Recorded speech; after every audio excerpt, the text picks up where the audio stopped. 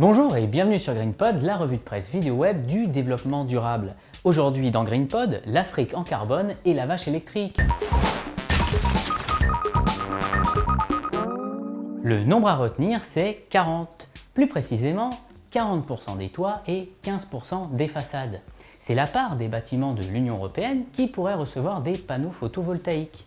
22 000 km² de panneaux solaires, pas moins.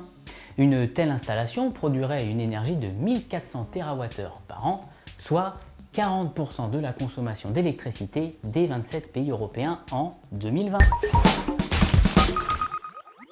Les écosystèmes africains absorberaient plus de carbone qu'ils n'en émettent. C'est ce qu'a mis en évidence le projet européen Carbo Africa. Démarré fin 2006, ce projet a contribué à décrypter le cycle du carbone qui est à l'œuvre dans les différents écosystèmes africains.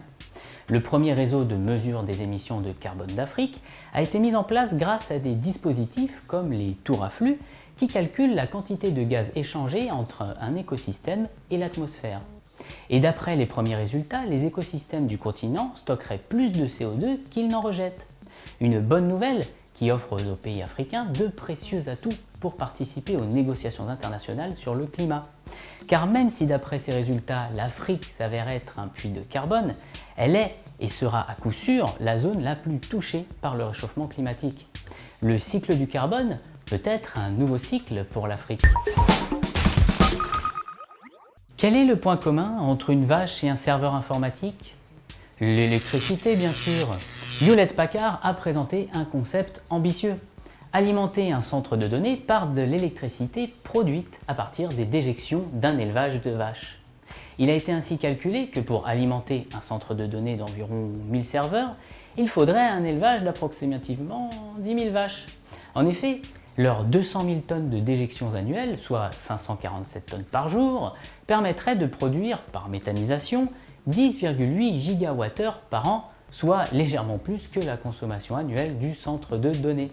Ce système nécessite de la part de la ferme d'importants investissements et un partenariat avec le centre de données permet de garantir la rentabilité de ces installations. En plus, les déchets résultant de la méthanisation peuvent servir d'engrais et sont débarrassés de leurs odeurs désagréables, ce qui simplifie le stockage. Comme quoi, se retrouver dans la mouise, ça peut parfois avoir du bon. La palme revient à l'équipe de chercheurs de l'Université de l'Alberta au Canada qui sont parvenus à prolonger la durée de vie de ces fameuses cellules solaires en plastique, peut-être les futures générations de cellules solaires, faisant passer leur durée de vie de quelques heures à 8 mois. Un pas de géant dans la course à la rentabilité de l'énergie solaire.